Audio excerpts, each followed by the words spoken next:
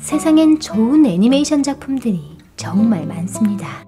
그러나 빛 한 번 보지 못하고 잊히는 작품들도 많은데요.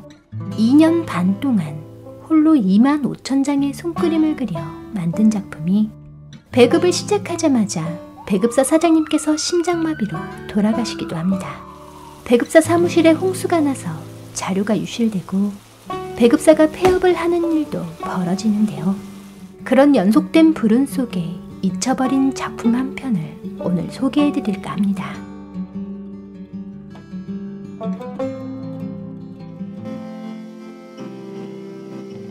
책장 뒤로 넘어가 버린 책, 비가 그치자 깜빡 잊어버리고 두고 온 우산, 이젠 쓸 일이 없어진 라디오, 다락방 가득 쌓여있는 이젠 쓰지 않는 물건들. 우리에게서 잊힌 이들은 어떻게 되는 걸까요? 사람이 죽으면 영혼이 저 세상으로 떠나듯 한때는 우리에게 너무 소중했던 그들의 영혼도 다른 세상으로 여행을 떠납니다. 쓸모없어진 물건들은 자신의 색깔을 잃어버리고 마는데요. 소중한 시간은 그렇게 잊히고 물건들은 그곳에서 영원한 안식에 들어가는 거죠. 잊힌 물건들의 영혼이 머무는 그곳엔 동자와 토끼들이 살고 있었습니다. 우체통, 넌 어떤 사연을 가지고 있니? 동자는 잊힌 물건들의 마지막 얘기를 가슴으로 들어주었죠. 그녀는 우체통에 예쁜 꽃을 그려주었습니다. 우체통은 그녀에게 전해줄 반갑고 설레는 소식들을 가득 담고 있었죠. 행복한 나날이었습니다. 그러던 어느 날 우체통에게 비둘기가 날아왔는데요. 비둘기는 우체통에게 똥을 싸대는 것도 모자라 아예 우체통 안에 들어가선 눌러 앉아버렸습니다. 그녀는 비둘기 때문에 더럽혀지고 망가진 우체통을 치워버리고 새로운 우체통을 들여놓았는데요. 그렇게 우체통은 잊혔습니다. 동자에게 자신의 얘기를 훌훌 털어놓은 우체통은 홀가분하게 안식에 들어갔죠. 동자님, 여기 좀 보세요. 그런데 어느 날 토끼가 유리병을 하나 발견했는데요. 이 유리병은 뭐지? 유리병 안엔 편지가 들어있었습니다. 으이차, 하. 들어가라.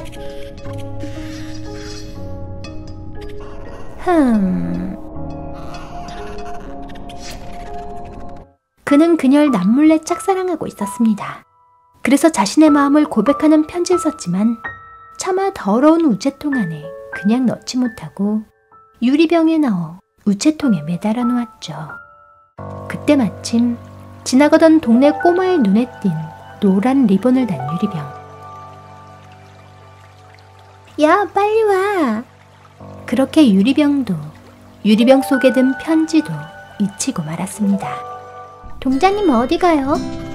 동자는 유리병에 든 이 편지만은 그냥 잊혀서는 안 된다고 생각했죠. 유리병 속 편지에 간절한 마음을 전하기 위해 길을 나섰습니다. 오늘은 너무 소중했던 당신이란 애니메이션을 소개해드렸습니다. 우리는 평생 동안 수많은 물건들 속에 둘러싸여 살아가는데요. 시간이 지나면서 쓸모 없어지거나 실수로 또는 뜻하지 않게 잃어버리게 되거나 망가져 버려지는 물건들. 그렇게 존재감을 상실한 물건들은 어떤 생각을 하고 있을까요? 그런 재밌는 상상에서 출발한 이 작품은 동자를 통해 물건들의 마지막 유언 같은 얘기를 들려줍니다. 백명 작가님은 프랑스 유학 중이었던 2010년부터 2013년까지 2년 반 동안 홀로 25,000장의 손그림을 그려 너무 소중했던 당신을 완성하셨는데요. 이 기간은 내가 여태 살아온 시간들 중 가장 뜨겁고 또 차갑게 살아낸 기간이었다 라고 말씀하실 정도로 온 열정을 다해 그림을 그려나갔습니다. 그러다 보니 손과 팔목의 통증이 심해 파스와 두꺼운 종이를 오려 붙여가며 작업하셨다는데요. 그녀가 이렇게까지 자신을 몰아붙이며 작업한 이유는 서울국제여성영화제에 작품을 선보이기 위해서였습니다. 서울국제여성영화제 피치앤캐치 꼭두 문화상의 지원을 받은 너무 소중했던 당신은 영화제에서 최초 상영하기로 돼 있었기 때문이었죠. 그렇게 힘겨운 자신과의 싸움 끝에 탄생한 너무 소중했던 당신은 앞서 말씀드렸듯 배급사 사장님의 갑작스러운 죽음과 배급사 건물의 홍수 피해로 제대로 배급조차 해보지 못한 채 그렇게 세상에서 잊혀갔습니다. 누군가 이렇게 온 열정을 다해 만든 작품이 이대로 그냥 잊혀버리는 게 안타까워 오늘 소개해드리게 됐습니다. 어떤 식으로 해도 손으로 한 작업보다 컴퓨터 그래픽이 좋진 않더라. 자신의 머릿속 세상을 손을 거쳐 연필을 잡고 종이로 옮기는 일만으로도 그 원천으로부터 충분히 멀게 느껴진다. 디지털 신호로 보내는 일은 더욱 그러하다. 작업은 힘들지만 노력의 흔적들이 남겨진 종이들을 보면 기분이 좋고 뿌듯하다 라고 말씀하시는 백미영 작가님은 손그림 방식의 애니메이션을 선호하셨습니다. 너무 소중했던 당신은 작가님의 이러한 아날로그 감성이 흠뻑 묻어나는 작품인데요. 동자가 사물들의 얘기를 들어주는 장면에서도 그들을 연결해주는 매개체를 플러그로 설정한 건 작가님 방식의 아날로그 감성이었습니다.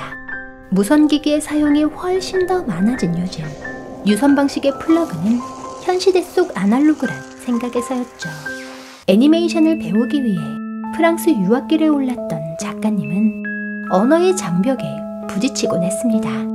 그러면서 언어란 규격화된 커뮤니케이션을 빼고 언어의 장벽을 뛰어넘는 작품을 만들자고 결심하게 됐는데요.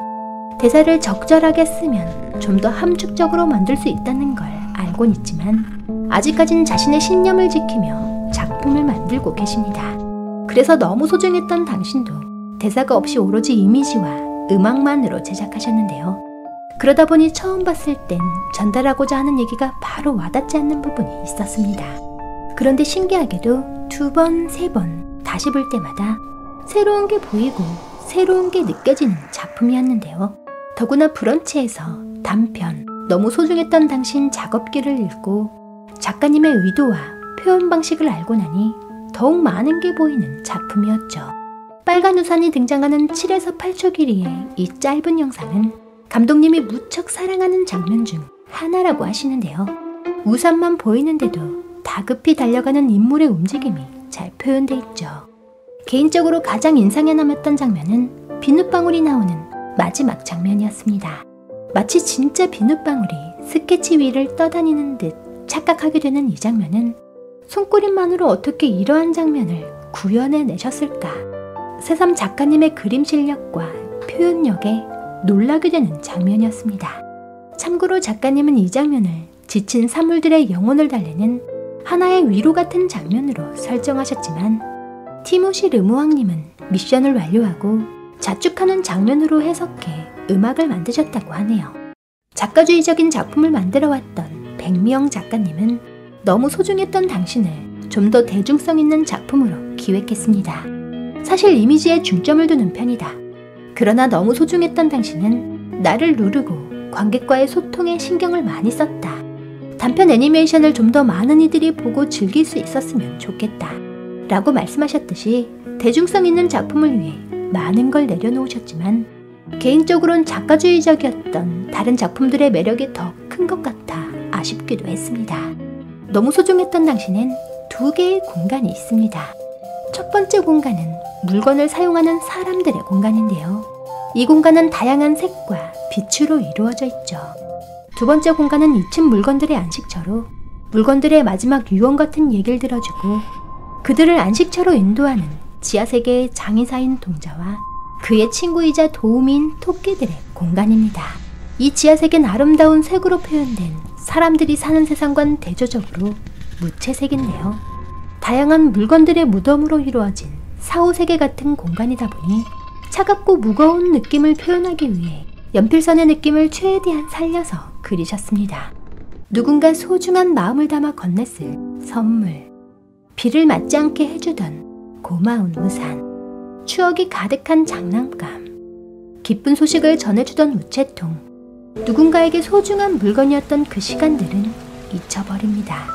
그렇게 사람들에게 잊힌 물건들은 제 색깔을 잃고 지하세계로 떨어지고 마는데요. 어느 때보다 빠른 물살에 휩쓸려 살아가는 지금의 세대에게 쉽게 잊는 건 더 이상 죄악이 아니다. 그럼에도 나에게 있어 잊힌 모든 건 슬픔으로 다가왔다. 라고 작가님은 말씀하시는데요. 너무 소중했던 당신이란 제목만 봐도 물건이 아닌 당신으로 인식하며 물건들에게 존재감을 부여하는 작가님만의 감수성을 느낄 수 있습니다. 너무 소중했던 당신을 보고 나니 잊고 있었던 소중한 물건이 눈에 띄는 날엔 어딘가 먼 곳에서 동자가 보내준 선물이라는 걸 떠올리게 될 것 같습니다.